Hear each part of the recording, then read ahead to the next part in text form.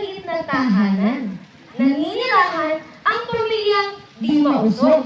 Isang pamilyang nakakilala sa Panginoon, ngunit may kanya-kanyang laban sa kanilang pananampalataya. As for me and my house, we will serve the Lord. Bago sila magtungo sa kani-kaniyang lakad, nagsalo sila para sa isang simpleng agahan. Kring, kring, kring! Kring, kring, kring! Kring, kring, kring! Mahal, sino ba yung tumatawag? Bakit ayaw mo sagutin? Wala. Kasi may pinapatapos ako sa trabaho. Hayaan mo na nga, kumain ka na lang. Hay nako, ang init na naman ang ulo mo. Oo nga, Tay. Ate Beg. O basta, bago tayo umalis, huwag natin kakalimutan mag-devotion ha. Si Lord muna, bago ang lahat. Opo, Nay. I'm excited to share what I've read today about standing firm in faith kahit mag-isa. Very good ka dyan, anak. Oo nga, sige, simulan nyo na. Tay, I have a big decisions to make sa work po. Medyo komplikado po yung pinapagawa sa akin eh. Pero gusto ko po maging tapat. Ay, hindi po ako ma-promote. Ang mahalaga, anak, kung ano ang tingin ng Diyos sa'yo, hindi tingin ng tao. Oo nga, Kuya. Tama si Nanay. Sa gitna ng mundong puno ng tukso at pamumula, si nanay ay nananatiling tapat. Lord, ang daming asawa na sumusuko na. Pero tulungan niyo po akong maging mabuting ilaw sa aming tahanan. Kahit si tatay may tinatago pa, tulungan niyo po ako. Isang pusong tapat na sa'yo'y nagmamahal. Sa trabaho, si kuya ay sinusubok sa kanyang prinsipyo. Oh, Mr. Dimausog, napag-isipan mo na po yung offer ko sa'yo? Ma'am? Ano ka ba? Ikaw sana yung ipopromote pero kailangan mo munang makasama. Salamat po. Pero hindi ko po kaya magsinungaling, ma'am. Ang integrity po ay hindi nababayaran. Kailan ba hindi kita ipagpapalit? Pagkat sa piling mo'y langit, mahal na mahal kita, Panginoon. Si ate, kahit bata pa, naninindigan sa kanyang pananampalataya. Bi, tali mo nga yan. Oo nga, Bi. Tapos itlian mo pa. Hello? Parang pupuntahan natin, di ba? Ano ka, pupunta sa simbahan? Oo nga naman. Hoy! Hoy! Hi! Sama ka sa amin. Sikat lang to ha, walang makakalam. Sorry ah, hindi ako pwede. I'd rather please God than blend in. Hala, sigad-gad ka naman. Oh, dyan ka na nga. Let's go, girls! Wee! Go ate! Go ate! Go, go, go! Wee! Ngunit si tatay, nanginilihim pa rin. Ay, si tatay, may nililihim pa rin. Ano, babes? Ha? Hindi kita maintindihan. Hello! Hello! Wala! Talikabal mo! Kasi na bakit na nga?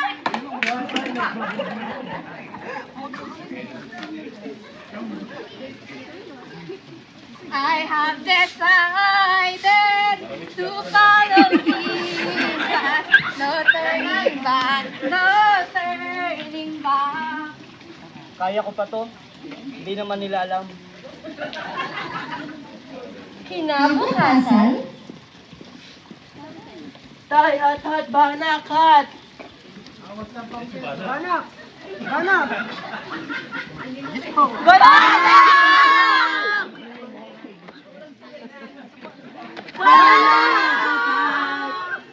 at dinala na nga sa ospital ang bunso sa kambal.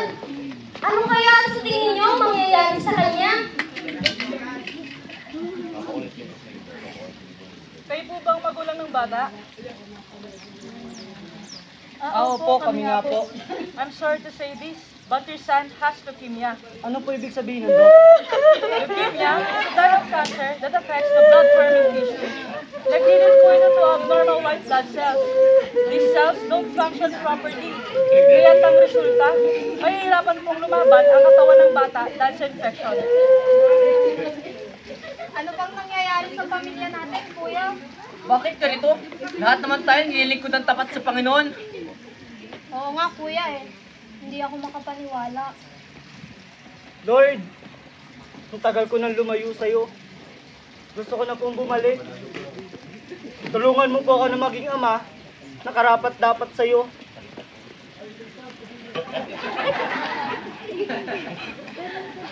Knock-knock. Bin Laden, kamusta? Long time no see. Pastor, ayoko na pong maglihim. Ayoko na pong magkunwari. Ang tagal ko na pong lumalayo sa Diyos. Pero ngayon, gusto ko na pong bumalik.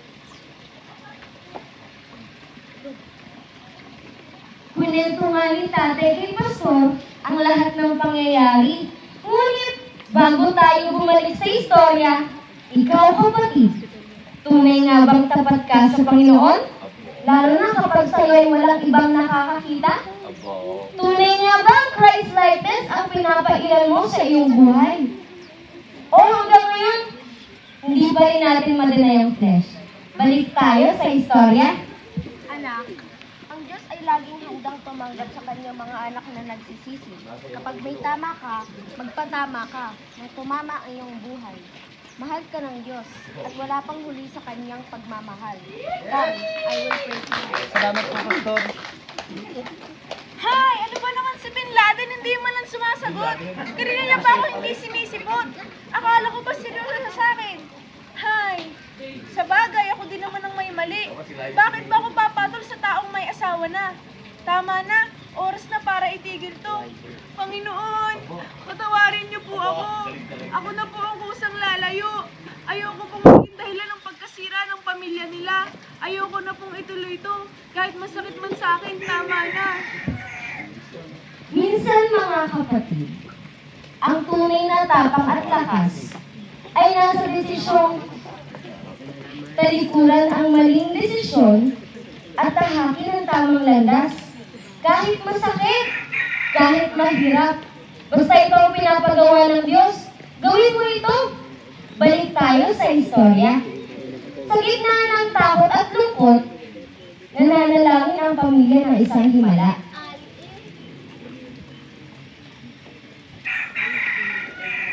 Mr. and Mrs. Dimausog?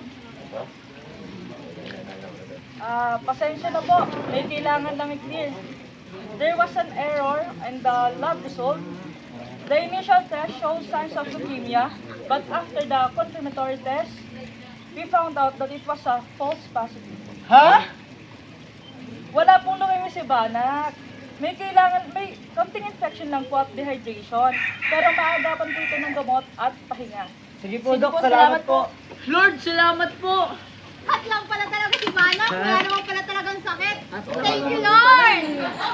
Akala ko mawawala na siya, pero salamat sa Diyos. Salamat, Lord! Mula ngayon, di ko nasasayangin ng pagkakataon.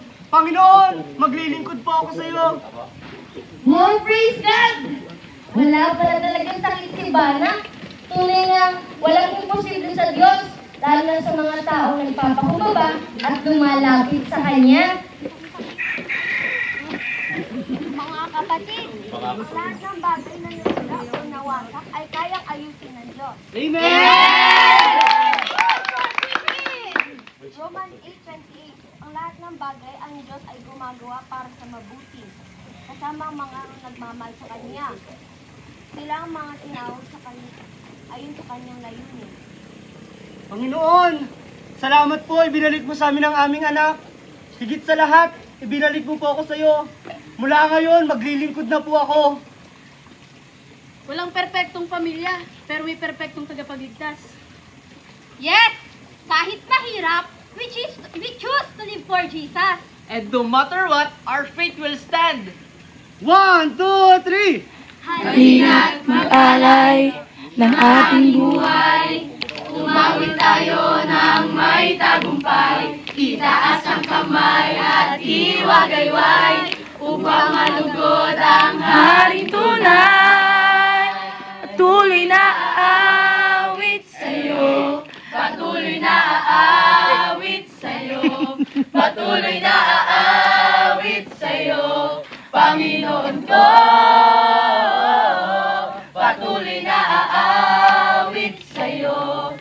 patuloy na aawit sa'yo, patuloy na aawit sa'yo, Panginoon ko.